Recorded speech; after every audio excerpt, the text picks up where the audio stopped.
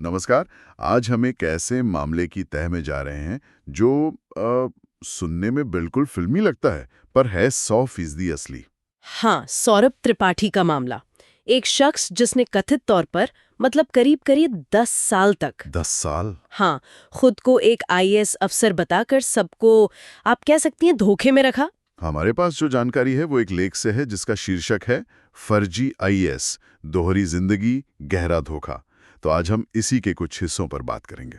बिल्कुल, और कोशिश करेंगे ये समझने की कि आखिर कोई इतने लंबे समय तक न सिर्फ अपनी नकली पहचान बनाए रख पाया, बल्कि सरकारी तंत्र के अंदर तक मतलब उसकी पहुंच बन गई। ये कैसे हुआ? हाँ, यही तो सवाल है। सोचिए जरा, लग्जरी गाड़ियों का पूरा काफिला, नकली सरकारी पहचान पत्र, हथियारबंद गार्ड्स। और तो और वो सरकारी बैठकों में भी शामिल हो रहा था, बंद दरवाजों के पीछे होने वाली बैठकें। गजब है। ये सब मुमकिन कैसे हुआ? चलिए इसी की परतें हटाते हैं आज। हाँ, शुरू करते हैं। तो लेख बताता है कि त्रिपाठी का जो आत्मविश्वास था वो कमाल का था। मतलब वो निजी बंदूकधारियों के साथ चलता था। हाँ, और उनमें से कुछ तो पुलिस की वर्दी में भी होते थे। ये इसलिए ताकि असली सुरक्षा कर्मियों पर रौब जमा सके शायद। हाँ बिल्कुल, एक तरह का दबदबा बनाने के लिए। और गाड़ियों की तो खैर पूछिए मत। अरे गाड़ियों की तो लंबी लिस्ट थी। Range rover, Mercedes Benz, C2020, Fortuner. और ऐसा नहीं कि बस एक ही गाड़ी, अलग अलग मौकों के लिए अलग गाड़ी। जैसे लेख में था कि सरकारी बैठकों के लिए फॉर्च्यूनर, और अगर कोई कथित संदिग्ध डील वगैरह करनी हो तो शायद मर्सिडीज या डिफेंडर। बिल्कुल।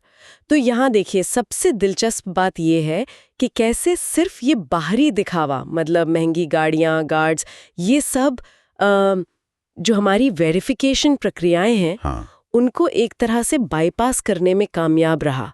ये दिखाता है कि कैसे जो सत्ता के प्रतीक चिन्ह होते हैं ना। सही कहा। लेकिन सिर्फ दिखावे से, जैसे आपने कहा, बंद दरवाजों के पीछे की बैठकों तक पहुंचना, हाँ, जहां नीतियां बनती हैं, वो कैसे संभव हुआ? देखिए यही इस केस का सबसे चौंकाने वाला पहलू है। लेख साफ कहता है कि वो ना सिर्फ इन बैठकों में शामिल हुआ, अच्छा। बल्कि कई बार उसने प्रोटोकॉल तक को नजरअंदाज किया, और कुछ कार्यक्रमों में तो वो मुख्य अतिथि भी बन गया। मुख्य अतिथि? एक नकली अफसर? हाँ, तो ये सिर्फ एक व्यक्ति की चालाकी का मामला नहीं लगता। यह हमारी व्यवस्था की, मतलब सिस्टम की, उन कमजोरियों की तरफ साफ इशारा करता है, जहां शायद पहचान की पुष्टि, मतलब वेरिफिकेशन, उतनी मजबूत नहीं है जितनी होनी चाहिए। और सबसे हैरानी की बात क्या है कि उसकी पोल खुली कैसे? हाँ, किसी बड़ी अंदरूनी जांच से नहीं, बल्कि लखनऊ में एक बहुत ही आम सी ट्रैफिक चेकिंग के दौरान। सच में एक रूटीन ट्रैफिक स्टॉप। हाँ बिल्कुल। कमाल है। और ये जाल सिर्फ लखनऊ या यूपी तक ही सीमित नहीं था, है ना? नहीं नहीं, लेख के मुताबिक ये तो कई राज्यों में फैला था। लखनऊ, दिल्ली, बिहार, उत्तराखंड। अच्छा। यूपी में वो खुद को विशेष सचिव बताता था यूपी सरकार का, और राज्य के बाहर जाता था तो कहता था कि मैं केंद्र सरकार का बड़ा अधिकारी हूँ, और जल्द ही यूपी कैडर में बड़ी पोस्टिंग मिलने वाली है। मतलब पूरी कहानी तैयार थी। और इस कहानी को सच दिखाने के लिए उसने क्या क्या नहीं किया। लखनऊ और नोएडा में आलीशान घर, हाँ, सरकारी ईमेल जैसे दिखने वाले नकली ईमेल एड्रेस बना लिए। और सोशल मीडिया का भी इस्तेमाल किया। सोशल मीडिया का कैसे? असली सरकारी अधिकारियों के साथ कहीं मुलाकात हुई होगी तो उनके साथ तस्वीरें खिंचवाकर पोस्ट की, ताकि लगे कि हाँ, ये तो सिस्टम का ही आदमी है। वाह, मतलब एक पूरी ऑनलाइन और ऑफलाइन पहचान गढ़ी उसने। बिल्कुल।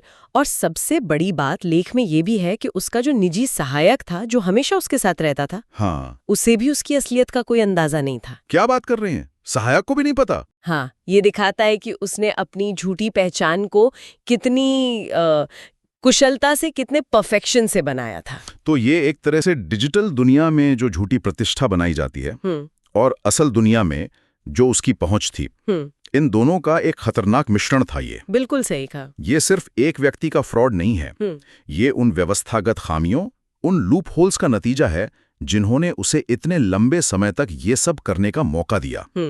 ऑनलाइन इमेज बिल्डिंग और जमीनी स्तर पर सिस्टम में घुसपैठ, ये कॉकटेल बहुत असरदार साबित हुआ उसके लिए। तो कुल मिलाकर हमने देखा कि कैसे जबरदस्त आत्मविश्वास, शानो शौकत का दिखावा और साथ में सिस्टम की कमियों का फायदा उठाकर सौरभ त्रिपाठी ने कथित तौर पर ये पूरा इतना बड़ा धोखा रचा। हाँ, और ये मामला इस बात पे बहुत जोर देता है कि जो आइडेंटिटी वेरिफिकेशन है, पहचान का सत्यापन और जो सुरक्षा प्रोटोकॉल्स हैं, बिल्कुल बढ़ जाती है। सही बात है। प्रक्रियाओं को शायद और मजबूत करने की जरूरत है। निश्चित रूप से। तो चलिए आज की बातचीत को यहीं रोकते हैं, लेकिन एक सवाल के साथ छोड़ जाते हैं। आज का जो डिजिटल युग है, जहां ऑनलाइन एक प्रभावशाली छवि बनाना या फिर असली दिखने वाली नकली जानकारी फैलाना, ये सब कितना आसान हो गया है। हाँ, बहुत आसान है। तो ऐसे में संस्थाएं और हम आप जैसे आम लोग भी असलियत और धोखे के बीच फर्क कैसे करें,